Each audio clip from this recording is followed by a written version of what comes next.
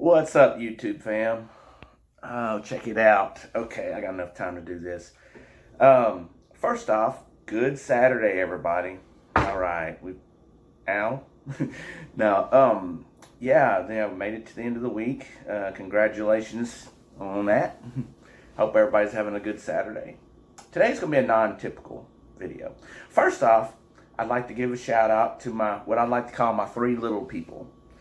Yeah, the three little people are my best fans, my most loyal fans, it seems that I have, that are consistently here. They took a little break the other day. They didn't show up, but now they're back and I appreciate that because it's supporting my channel and they're very consistent and they're always going to be here. So thank you and fuck you, my three little fans. Okay, my three little people. So anyways, I was just watching Elwood's video, his story time. And I love watching his and Tommy's story times and, a few others out there. I'm not going to be typically somebody that gets on with a story time. Why? Because my situation isn't the same as theirs. Why is that? Because, well, one, I wasn't involved in the same kind of stuff, of course. It was just things that me and my friends had gotten into. Let's just put it like this: it's water in the bridge. It's a long time ago, but you know the old saying, "You're not a criminal if you didn't get caught." Well, it's kind of one of them things. Family watches this, and a lot of stuff in the past, guys, and it make great for story time, but it ain't gonna be said on this channel. So, but what I will talk about is what I was telling Elwood.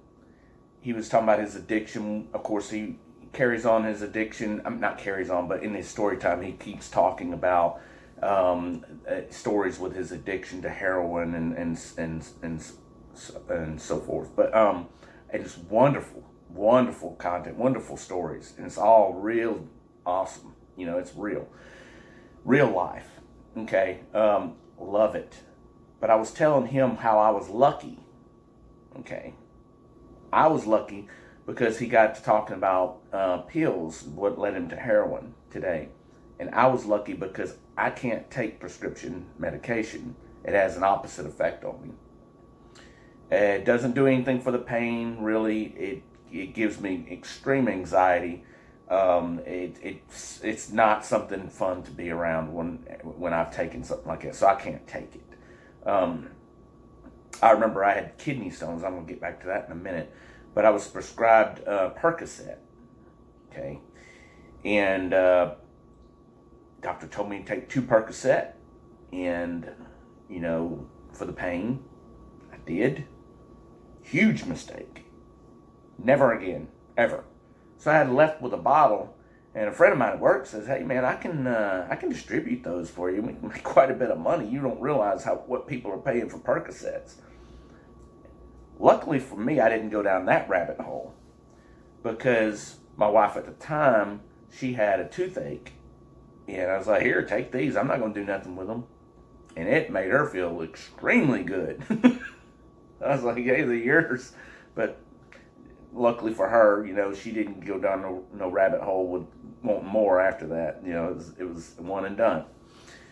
But yeah, it's why I didn't get into that kind of situation with drugs. And for one, I also get into weed. I got a lot of friends, they like weed. I ain't got no problem with it. I don't personally have a problem with it. God's green. It is what it is. But I personally won't ever be smoking it because I have smoked it before. And matter of fact, the last time I did it wasn't a whole lot that I did, but there was a few friends get around together. It was with my friend Marcy, and I might have told this story before because it's really funny. But this was about in 2009, 2008, 2009. As a matter of fact, I was talking to Pyro Pitbull about it last night. We were having a laugh about this, and then with Elwood's story today. But Marcy was great for. She was actually from Venezuela, but she was basically raised in Minden, Louisiana. She lived there half her life, most of her childhood into her adulthood, and she was still rather young at the time. She was in her early 20s when this happened, and I was in my late 20s, early 30s, and Yeah, Marcy. Marcel is her actual name, but we call her Marcy for some nickname. But she was actually uh, poor girl. She did eventually get in trouble for some stuff for drugs that was way harder, and ultimately now she is in federal prison, which I write back to her quite often. She tells me everything that goes on. I've been talking to her for past 3 or 4 years now, going on 4 years, and she's gonna have some. She's got time in there. She's gonna have to deal with. Yeah, she had. We all got together, and my friend Kritika, she brought some stuff in from somewhere else. I don't know. We had supposed to be some weed, smoking a blunt, the whole thing, and we did, and I got so it messed me up, but it had an effect I didn't never want. I was driving with Marcy in my car, and we're both in Minden, Louisiana, where we grew up. We're right in downtown Minden on the red bricks. Been there a million of times, right? And there's a green light, and I'm stopped at it.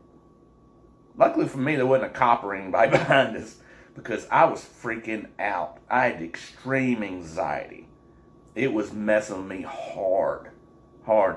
And I was like, Marcy was on her phone at the time. And I said, Marcy, look, you got to tell me something. I said, you got to get off that phone. You got to get me somewhere. And she said, hold on, dude, what?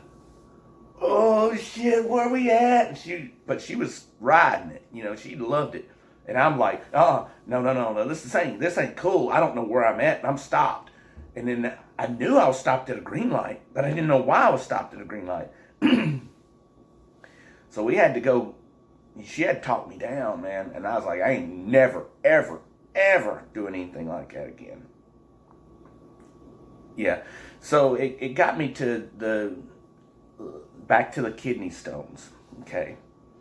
And what I was telling Elwood earlier, and my friend, my neighbor, Rex, he is a guru on the knowledge of the body, the chemistry.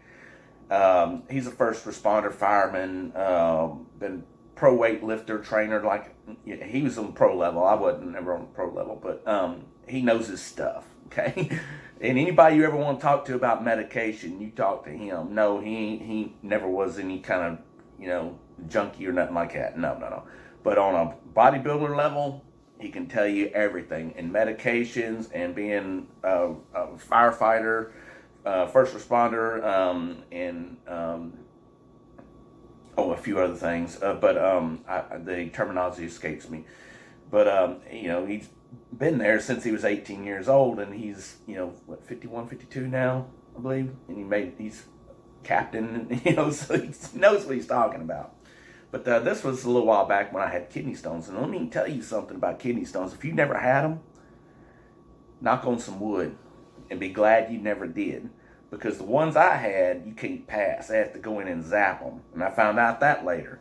10 millimeters, guys, and a little spiky thing caught down in there, and it hits a nerve, and that nerve is the one that's kind of connected to your balls, man. And it ain't kind of connected; it is, and it's almost, you think it's a faucet, but it's not. It's almost like you got somebody with a pair of pliers down there on one of your balls and squeezing, and the pain ain't just there; it's all up in the back and everywhere, man. And you're in sweats, and you're crawling on the floor, and you think you're about to die. I've had my patella cracked. Okay, I have broke my tailbone. I've injured my neck. I've injured my lower back. I've dislocated or slipped a disc in my lower back, and I've dislocated my shoulder boxing. I've broken a couple bones in my hand here, as you can see that goes down in fights, and I've dislocated both my kneecaps and a lot of other things. I've been through some pain in my life, but nothing compares to that one. No, because it's enduring. It lasts. And my urologist, it's a stone. Here, take this, it'll go away. Don't worry about it. Yeah, go to work the next few days, and you're like in cold sweats, pale white, and you're shaking, and everybody's like, we got to get you to the doctor. And they get you in and they examine you, and then they find out what you got going on and said, you need to go back to that urologist and have him schedule you immediately. This has got to come out. You're approaching renal failure. That's no joke. That turns into a whole different ball of wax at that point. Well, this is what's leading to this story here. And about Elwood's story about the doctors and the shit that they pull about getting, yeah, they want to work a deal with you about medicine and stuff like that. Well, this situation here, nobody wouldn't work a no deal with me. No, I was in extreme pain, and they asked me, did I want morphine? And I said, yes, I do. They gave me that. I didn't feel nothing. I'm not supposed to be able to get up and walk out, and I was able to drive home. My wife come pick me up, and she was supposed to drive. I said, I got this. She said, you sure? I said, trust me, I'm still in pain. There's something else going on here. Unfortunately for me, I'm one of those people that have to deal with pain. They can't give me medicine for it. If I got it, I'm going to have to deal with it because it doesn't work for me. These little Tylenols in the cabinet and stuff like that, really kind of pointless for me to even take it. Aleve helps a little bit with a headache. You know, I don't get headaches that much, thankfully, but I've pretty much got to deal with pain. But morphine's supposed to work. And the reason I know morphine's supposed to work is because of the I don't care medicine, which is kind of in the same family, right? Doesn't matter. Okay, they gave me, I went in for surgery one time. I had some plastic surgery on my head.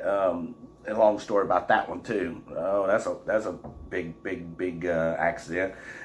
Anyways, no, it didn't damage my brain. It was just plastic surgery. But anyways, it was up here.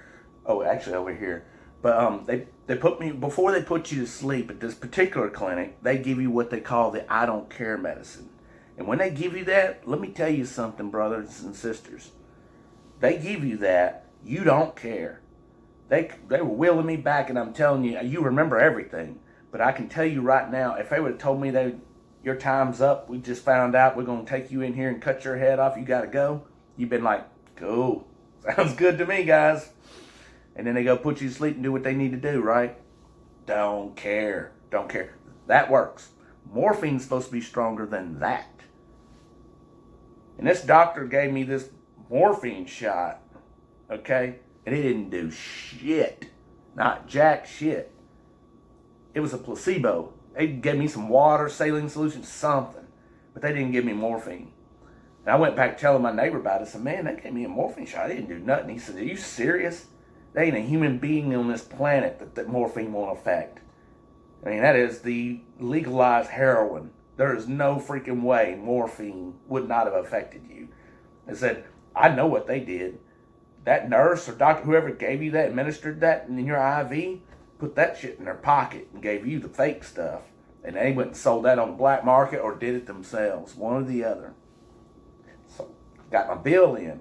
I seen the prodigious amount that morphine cost. And I called up there.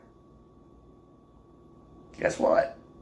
No problem. No, we'll take it right off. No, don't worry about it. Don't worry about it. I said, look now, they didn't give me morphine. Don't worry about it. Don't worry about it. We'll take it. You won't be charged for nothing. I said, why don't you give me a little cutback about the pain I went through the rest of that day? They gave me a discount. What? Come on. After listening to Elwood's story, I guarantee I know why they gave me a discount. I ain't gonna say the name of this clinic. It's still running. But the clinic that was doing some shady shit like that with the Elwood story wasn't. No, DA closed that shit down. Yeah, they don't need no phone calls like that. It's like, oh, no. We got you taken care of. Don't worry about it. Not a problem here at this clinic, sir. No, sir. We got you. Yeah. See, there was a doctor in Minden. I'm trying to think of his name. But he got arrested for the same stuff. I don't know if he was junkie. I don't know if he was doing it himself, but I know he was selling it. And he got shut down for something. They didn't shut down the whole clinic because they had other petitions in the clinic, but they shut him down. He's up in lockup. He probably still is to this day. But yeah, his name was kind of around for a while before that even happened. A lot of people knew who he was. But I wanted to say, like I was telling Elwood, I am fortunate that pills and stuff like that, because alcohol runs in my family. That's where our demons lie, is alcohol. And we've lost members in my family over it. But yeah, I have a way long time ago when I was real little, I had my aunt. She had overdosed on, I believe it was alcohol and pills, and took too much, and she had lost her life way back when I was real little. Yeah, there's my uncle. That was on my dad's side of the family, and my uncle on my mom's side of the family lost his life to alcoholism. And there's you know, both sides of my family is, you know, stemming way back from my grandparents, you know, and having to deal with it. Well, not my grandmother's, but my grandfather's. But yeah, but a lot of people is affected. And I know to control myself in there, but you know, I get bad dreams at night, so I'll have a little sip. You know, I told stories about that, and it can start consuming you, and you got to crack that stuff back, and you start feeling anxiety through the day. You probably got withdrawals from alcohol, so you got to crank that stuff back, man. And sometimes you just got to live with them nightmares. But that's a story for another time. Also, anything you do in life, it's got to be in moderation, guys. And if you start exceeding anything and overdoing it, it's gonna become your god. It's gonna become your demons, and you don't want that. But anyways, yeah, that's gonna be my quick story time. Like I said, I'm not gonna be getting on with story times very much when it comes to stuff like this. There may be story times about other things, you know. Got lots of stories, man. 47 years, I'm bound to have a few of them. Okay, guys. All right, y'all.